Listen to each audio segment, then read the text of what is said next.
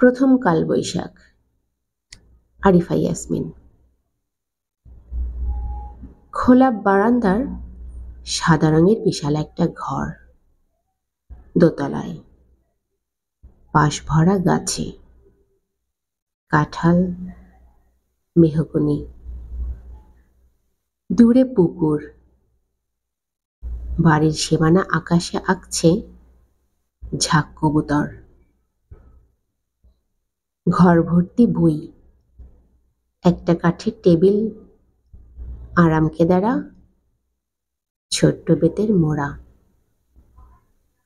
দেয়ালে ঝুলছে তৈলচিত্র, কোনো এক প্রভাবশালী পূর্বপুরুষ।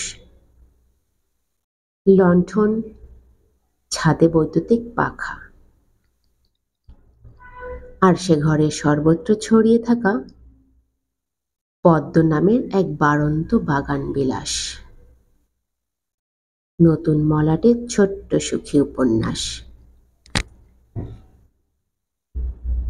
লোহার গড়াতে দেওয়া সে ঘরে চৈত্রের শেষ দ্বীপ্রহর।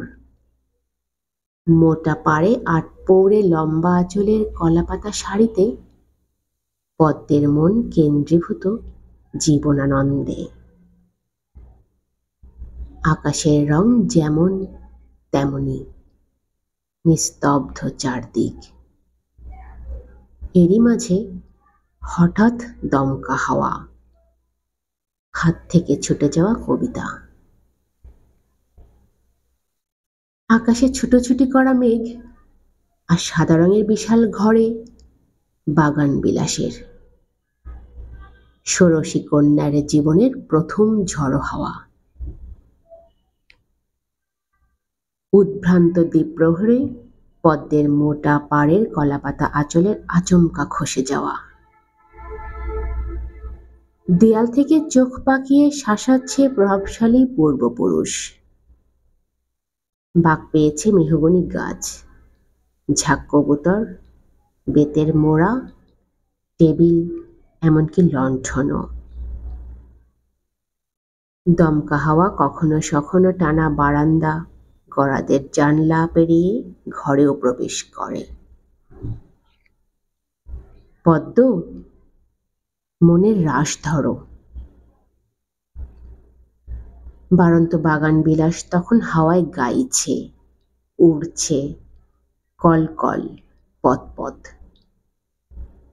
বাড়ির সীমানা ধরে আকাশে ওরা কবুতররাও এমনকি ঠায় দাঁড়িয়ে দেখছে বিলাসী পদ্মের সীমানা ছাড়িয়ে যাওয়া।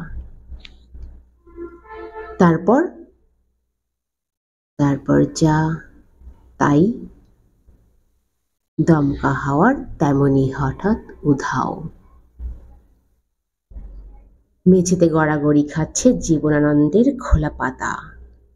কবিতা সুদর্শনা। এই পৃথিবীর ভালো পরিচিত রোদের মতন তোমার শরীর, তুমি দান করনি তো। সময় তোমাকে সব দান করে মৃতদার বলে। সুদর্শনা, আজ তুমি মৃত। আকাশের সীমানা ছাড়িয়ে ওরা উদ্ভ্রান্ত পদ্ম দুহাত দিয়ে ঘরের মেঝে আঁকড়ে খসে পড়া কলাপাতা আঁচলের আড়ালে নিজেকে বোধ করে মৃত।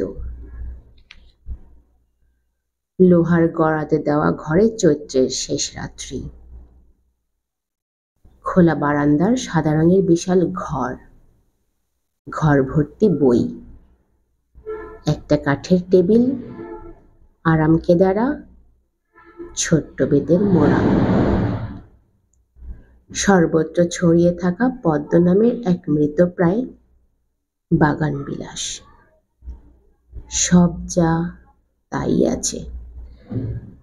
বাগান বিলাসের সুখী উপন্যাসে শুধু জুটেছে নতুন অধ্যায়, প্রথম কালবৈশাখ। ধন্যবাদ।